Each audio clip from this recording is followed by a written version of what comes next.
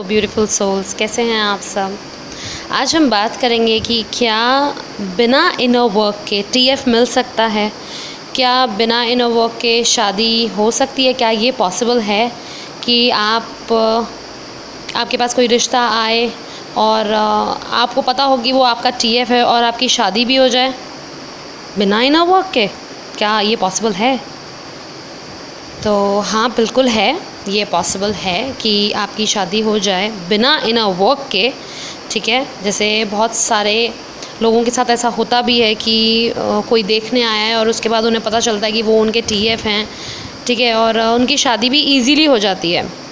पर क्या वो शादी जो बिना इनर वर्क के की जाती है, क्या वो चलती है? क्या वो टिकती है? लॉन्ग लाइफ उस वे में उस शादी की होती है? नहीं होती।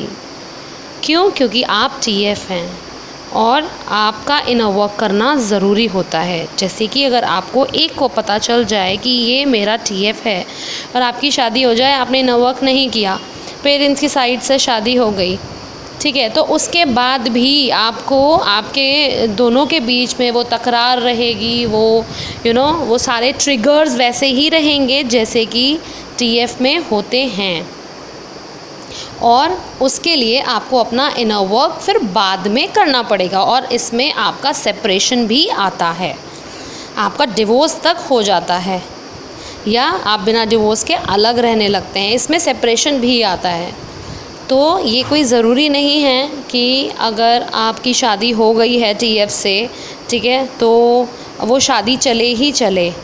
ठीक है, जब तक आप अपना इनर वर्क नहीं कर लेंगे तब तक वो शादी लॉन्ग लास्टिंग नहीं होती, वो उस वे में आपका यूनियन नहीं होता।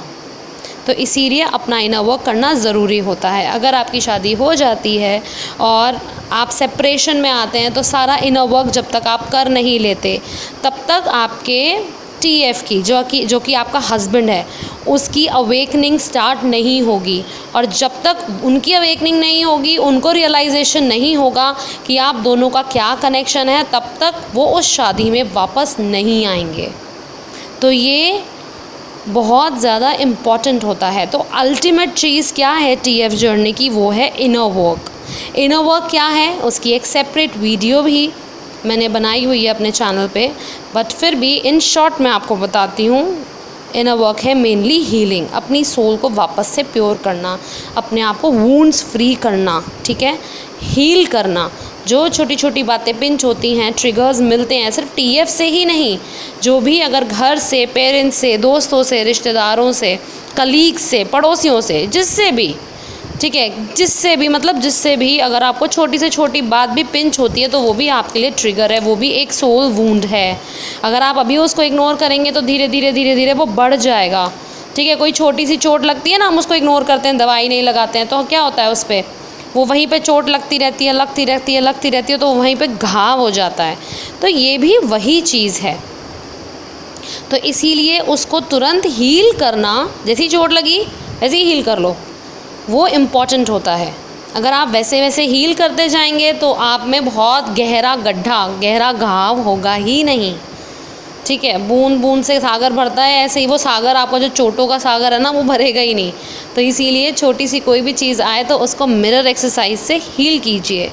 मिरर एक्सरसाइज की वीडियो भी मेरे चैनल पे बनी हुई है, प्लीज़ आप उसको देखें, आपको बहुत ईज़िली समझ में आ जाएगी। अगर नहीं आती है तो आप मुझसे कांटेक्ट कर सकते हैं, आप सेशन ले सकते हैं, सीख सकते हैं कि किस तरीके से करना है। ठीक है, पर शादी अगर आपको वाकई में अपनी टिकानी है, अपना यूनियन जिसे कहते हैं प्रॉपर, जागा हुआ व्यक्ति, आपकी तो नींद खुली है अभी, ठीक है, ये अगर हमें टीएफ के बारे में पता चला है तो इसका मतलब ये नहीं कि हम तो अवेकन हैं, हम जाग गए हैं। उसे जागना नहीं कहते, उसे कहते हैं सिर्फ आपकी नींद का टूटना।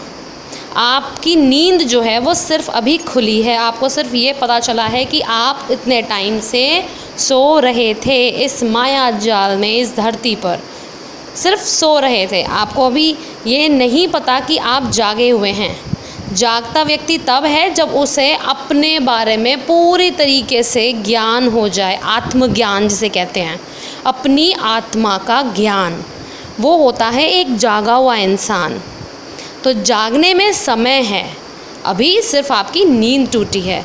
और ये ऐसा समय होता है कि जब आप जाग जाते हो ना, सपोज़ करिए अब आप सो रहे हैं और आपकी नींद टूट गई है, अब आपको नींद नहीं आ रही है, फिर भी आप आंख बंद करके लेटे हैं। तो बहुत से लोग ऐसे भी होते हैं टीएफ में जिन्हें पता तो चल जाता है पर फिर भी वो आंख बंद करके लेटे रहते हैं कि अरे जो होगा हो जाएगा।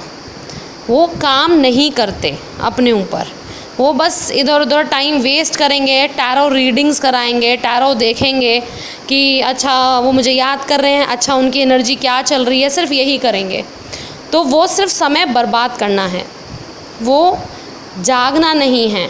ठीक है, आपकी सिर्फ नींद टूटी है, अपने पे काम कीजिए, अपना इनर वर्क कीजिए और अपने बारे में जानिए, तब आप एक जागे हुए व्यक्ति कहलाएंगे।